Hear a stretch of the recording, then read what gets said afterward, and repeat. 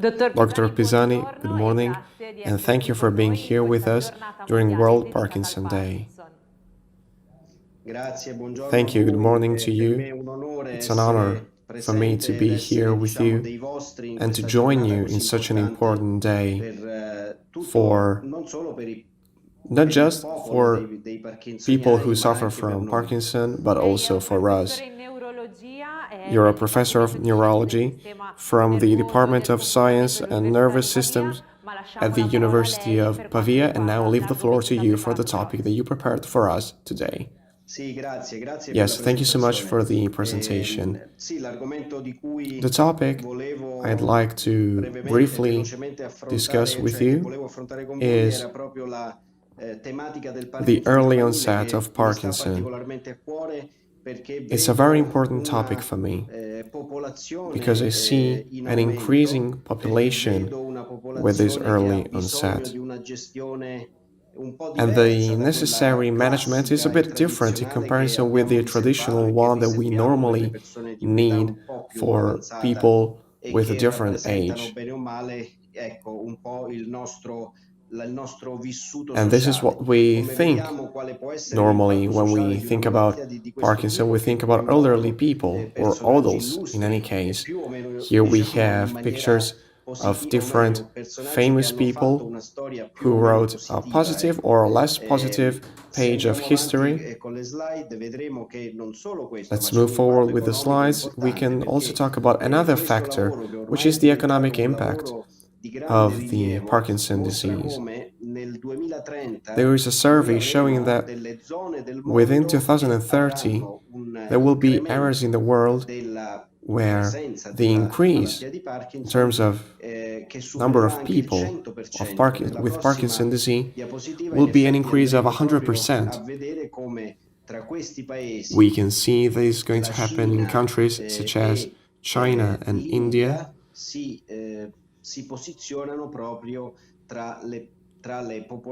They rank among the most vulnerable countries.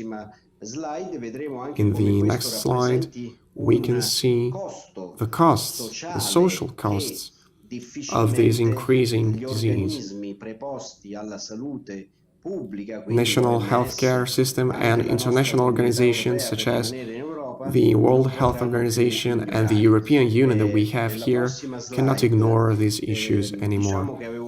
Here we have a very quick recap of the most important moments. 1817, when the disease was first described, but I would move to 1997, the year when the first mutation, the first gene was identified.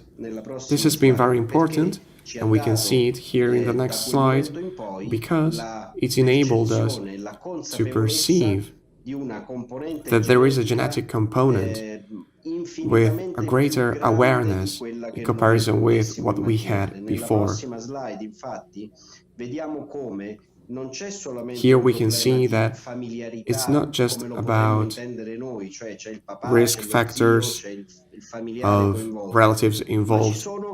It's more complicated because we inherit the so-called risk factors. There are many of them.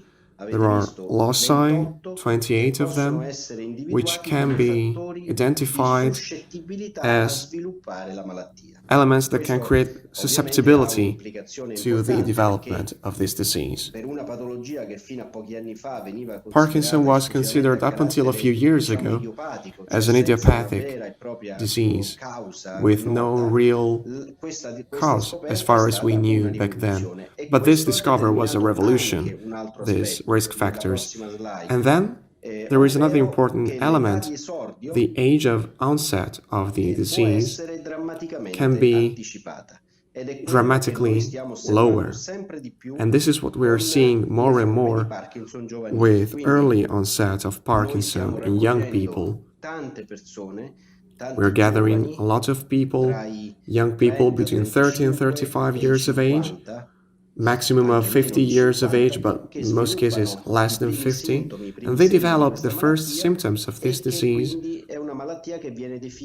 That's why We have these figures showing the precise classification of this young onset Parkinson's disease, as it is written here in English,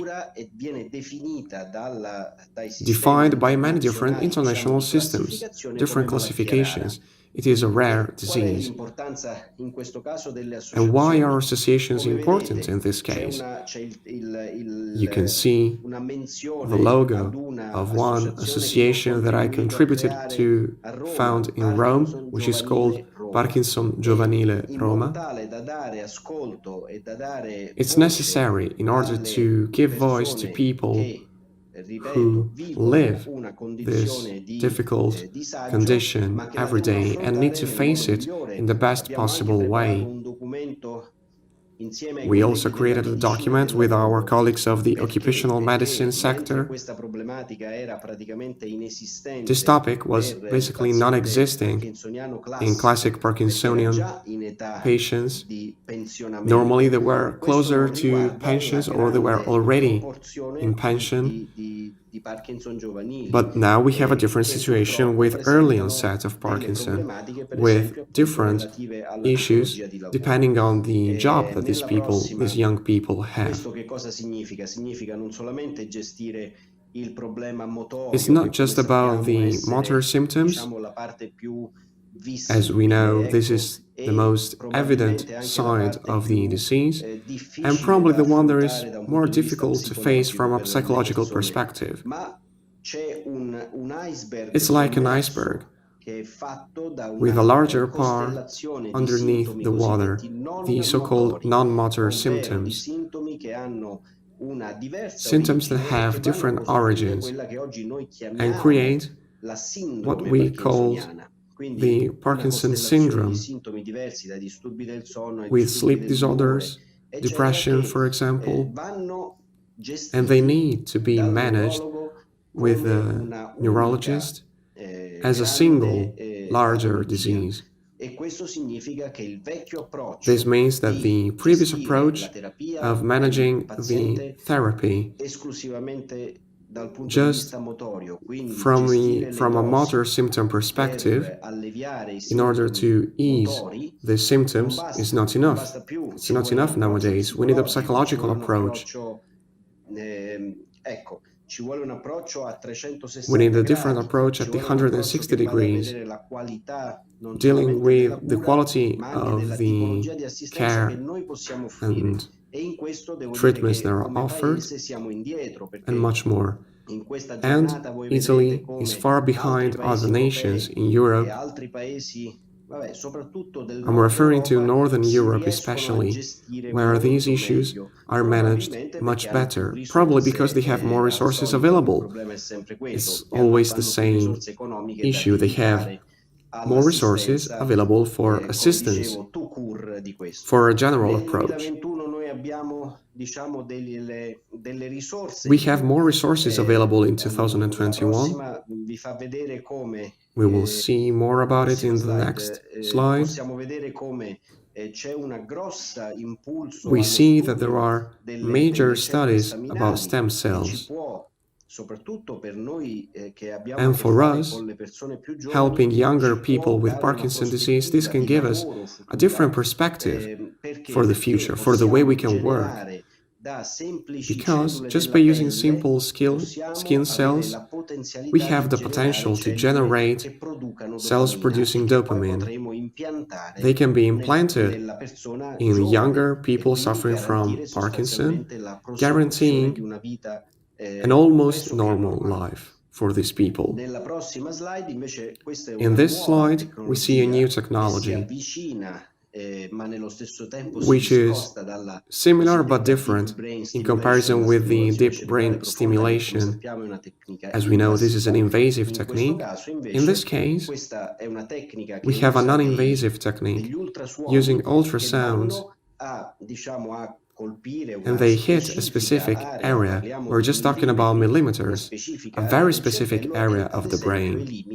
It can eliminate, for example, tremors or dyskinesia and other motor symptoms that may occur.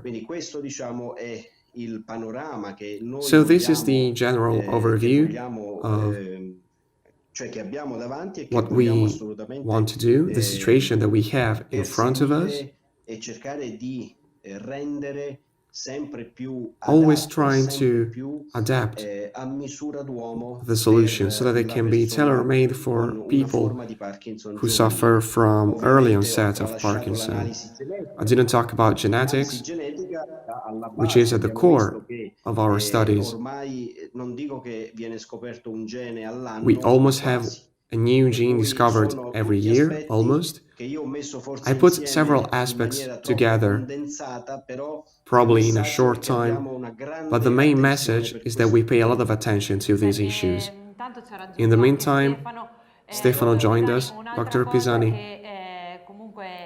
One more thing that we can understand from your speech, which is very important for us, this is a special day, World Parkinson Day. The important thing is knowing that there is hope, new techniques and new therapies. Absolutely. I think this is a turning point. Even if the most recent clinical trials gave us unsatisfactory results, what we have achieved already is like a very efficient machine. I'm saying we, but not just us in Italy. I'm talking about the entire world and the research on Parkinson. It's like a very efficient machine where we have cooperation of universities, research centers, companies, and they all want to achieve the same goal. I can't tell you how many years it will take, but I think that soon we will have a first positive answer. Being here today for the World Parkinson Day, recapping what we do, this is very important. This vision that you gave us about the future is fundamental. We will have a cure and we believe in it. Because it's useless to not believe. We need to believe in what we do, and thanks to sport we want to reach that moment in the best possible condition when the day will come, with the best performances. Yes, exactly. So, Dr. Pisani, we wanted to add something more.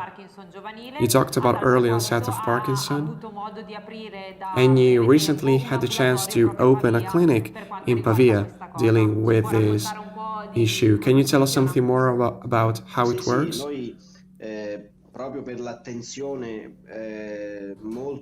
Yes. We pay a very specific attention, I would say, to this topic. As I showed you earlier on, it's an increasing issue. So this is a simple clinic working with the national healthcare system in Italy, but it's open to a lot of people, and I can say that it can be available for very different people, not just coming from the province of Pavia, but also coming from other parts of Italy. Luckily, some of the people I had been working with and started a therapy with are now following me in my new initiatives. And I have to say that the relationship that we managed to create is not just about physician and patient. It's a mutual trust, I would say. And Stefano is right in this, saying that sports and being active is essential. And we have evidence of this. Results about the anatomy showing that sports can actually improve performances, of course, but also the structure of the brain. So this is something that must absolutely be done, regardless of an old theory and an old tradition, according to which The only important thing was drug therapy, and that's it. All the rest was useless. But that's absolutely not the case. And I think that Stefano and people following him and all the other associations that I had the pleasure to work with and share projects with, they are all target oriented. The target is to give good practices thanks to sports. We will not be stopped, non ci fermerai, as it's written on the t-shirt. Yes, this is the main message of this day, of this program today together. Thank you very much, Dr. Pisani. Thank you so much for your participation. I wish you a good World Parkinson Day. Thank you. And I'm waiting for a t-shirt from Stefano. Yes, absolutely. I'll send it to you. Thank you so much. Let me thank the other doctors working with you. Dr. Alfonsi, Pacchetti, Orlandini, Minafra, working with you in your clinic. They do a great job. It's always important to say that when it comes to these issues, we need teams. Single individual cannot be enough. We can go further together. Unity is strength. Yes, absolutely. Thank you so much. See you soon. Thank you. Thank you. See you soon.